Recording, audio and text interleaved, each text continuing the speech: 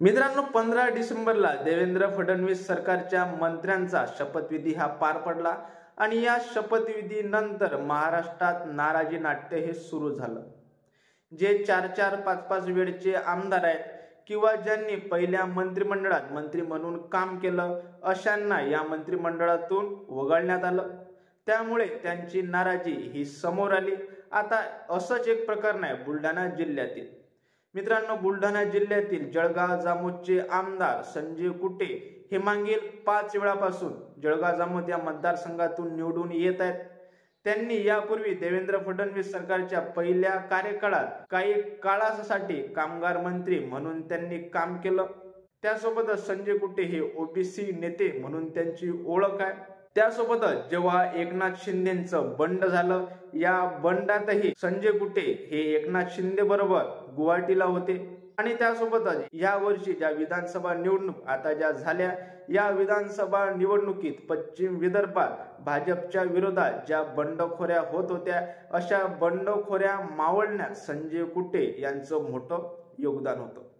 आपल्याला उदाहरण घेता येईल अकोटचं। अकोट विधानसभा मतदारसंघात प्रकाश भारसाकडे विरोधात अनिल गावंडे हे उभे राहणार असे चित्र हे दिसत होते। मात्र संजय कुटे यांनी अनिल गावंडे यांचा भाजपात पक्षप्रवेश केला आणि त्यांची बंडखोरी मावळली। असंच आपल्याला मूर्तिजापूर मतदारसंघातही पाहायला मिळालं। त्यामुळेच संजय कुटे यांची दावेदारी पक्की आहे आणि संजय कुटे हे देवेंद्र फडणवीस यांच्या अत्यंत जवळचे असल्याने संजय कुटे यांचा मंत्रिमंडळात नंबर लागेल, त्यांना कॅबिनेट मंत्रीपद मिळेल अशी सर्वत्र चर्चा ही बुलढाणा जिल्ह्यात आणि अकोला जिल्ह्यात होती।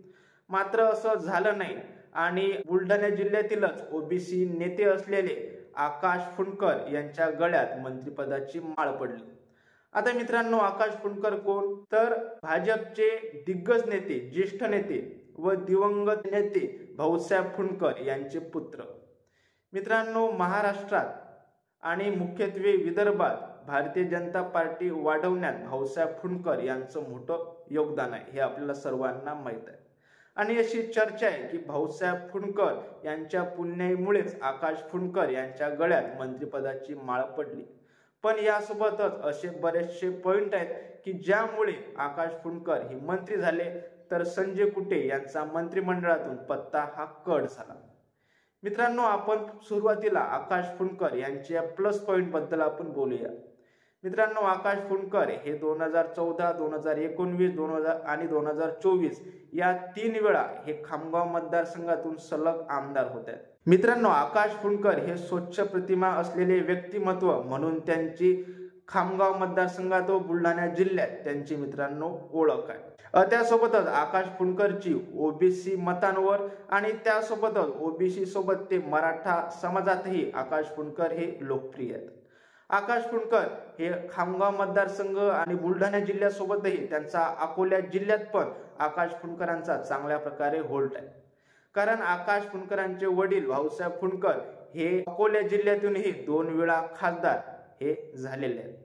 आणि मित्रांनो, सध्याच्या मंत्रिमंडळ विस्तारात अकोला जिल्ह्याला एकही मंत्रिपद मिळालं।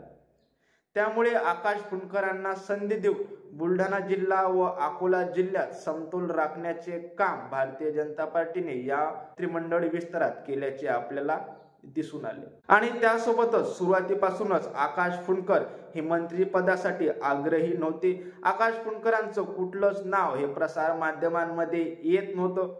त्यामुळेच याचाही फायदा आकाश फुंडकरांना मंत्रिपद मिळण्यासाठी झाला असावा अशाही चर्चा ह्या होत आहेत। आता मित्रांनो, हे झाले आकाश फुंडकरांना मंत्रिपद मिळण्याचे कारण। आता नेमके संजय कुटे यांना मंत्रिपद का नाही मिळाले, आता आपण ते पाहणार आहोत। मित्रांनो, संजय कुटे हे ओबीसी नेते असले तरी संजय कुटे यांना बऱ्याचशा मराठा मतदारांचा विरोध आहे असे आपल्याला दिसून आले।